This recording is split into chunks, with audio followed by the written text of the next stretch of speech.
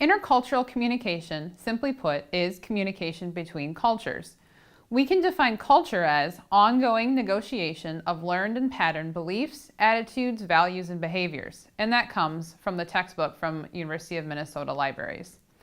So remember back to perception and even defining communication when we discussed that we interpret messages based on our experiences?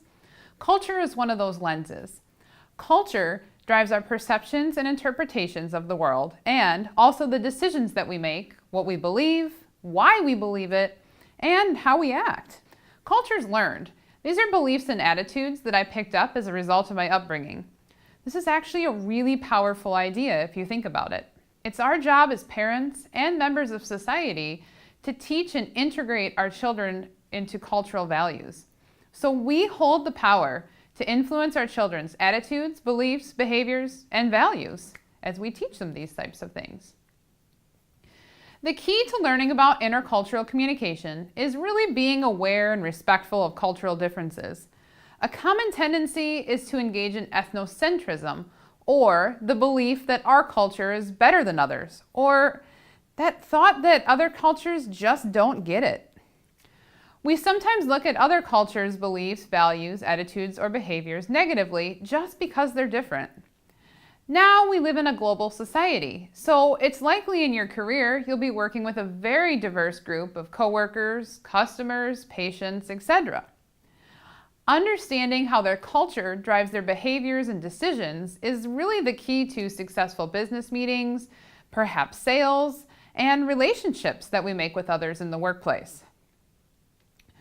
So let's take a look at some of the most common cultural values that drive these attitudes, behaviors, beliefs, etc. Specifically, we're going to look at Hofstede's 5 dimensions of culture. Now, each of these values are on a continuum, and the cultures and countries will vary on that continuum.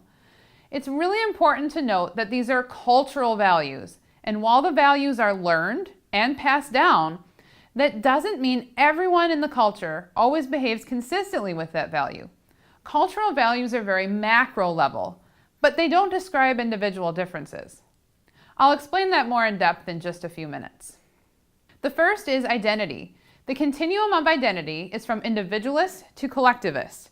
Collectivist cultures value the good of the group or even society over individual achievements.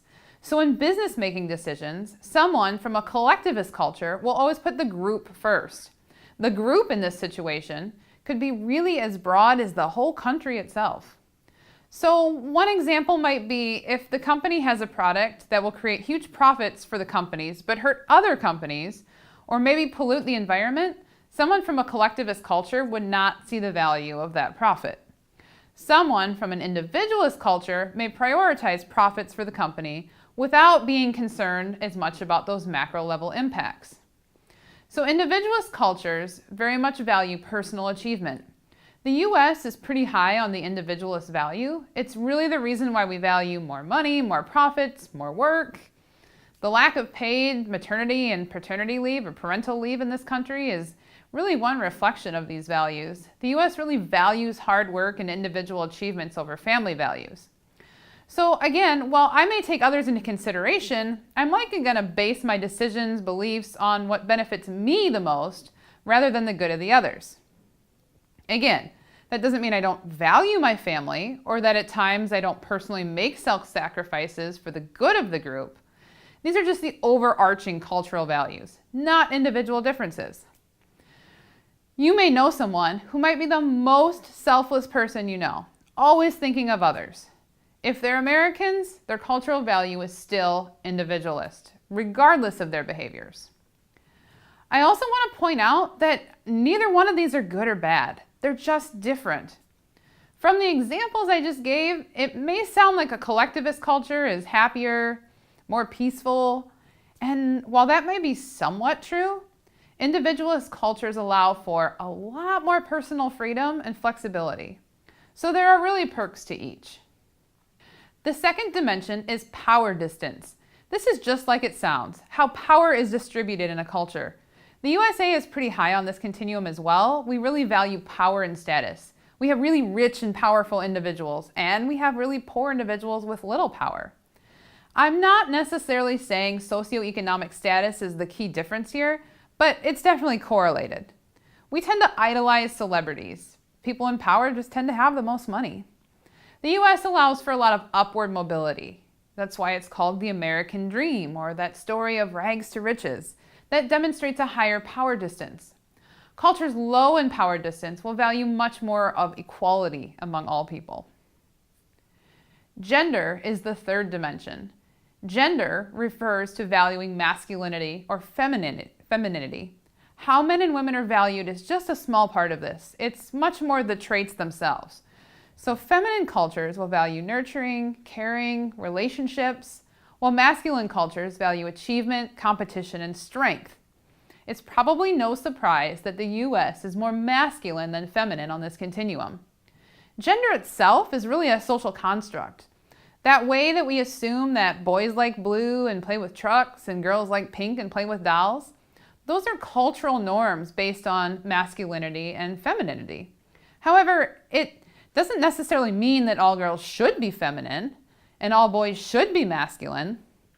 This value doesn't demonstrate how males and females should act. We're looking at more culture as a whole and how society values these traits.